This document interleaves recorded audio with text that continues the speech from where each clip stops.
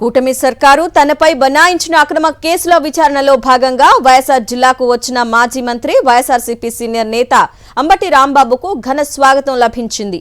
పులివెందుల వైఎస్ఆర్ సర్కిల్లో అంబటికి పార్టీ నాయకులు, కాపు నేతలు స్వాగతం పలికారు. వైఎస్ఆర్ విగ్రహానికి పూలమాల వేసి నివాళులు అర్పించారు.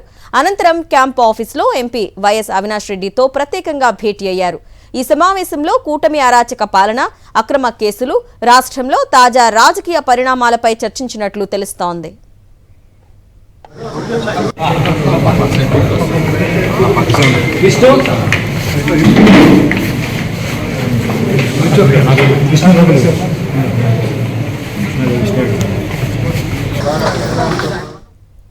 కూటమి సర్కార్ పోలీసుల తీరుపై మండిపడ్డారు మాజీ మంత్రి అంబటి రాంబాబు. చంద్రబాబును దూషించాననే ఆరోపణలతో తనపై అనేక పోలీస్ స్టేషన్లలో కేసులు పెట్టారని ఆయన ఆగ్రహం వ్యక్తం చేశారు. ఇప్పటి వరకు రాష్ట్ర వ్యాప్తంగా తనపై 36 కేసులు పెట్టారన్నారు.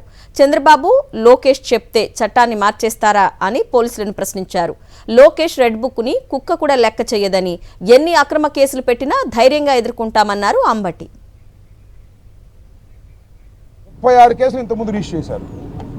Same facts. 31వ తారీఖున నారా చంద్రబాబు నాయుడు గారిని అంబటి రాంబాబు తిట్టాడు.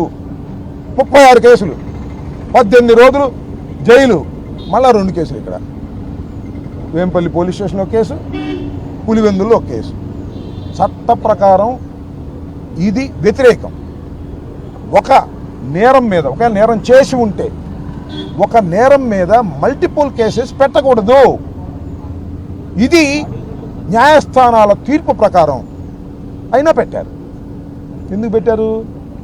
లోకేష్ బాబు గారు ఆదేశాలు, చంద్రబాబు నాయుడు గారు ఆదేశాలు. అంబటి రాంబాబుని వేధించాలి, అంబటి రాంబాబుని తిప్పాలి అనేటువంటి ఒక కక్షపూరితమైనటువంటి వాతావరణంలో ఈ రకమైన కేసులన్నీ పెట్టి మమ్మల్ని ఇబ్బంది పెట్టాలని చూస్తున్నారు.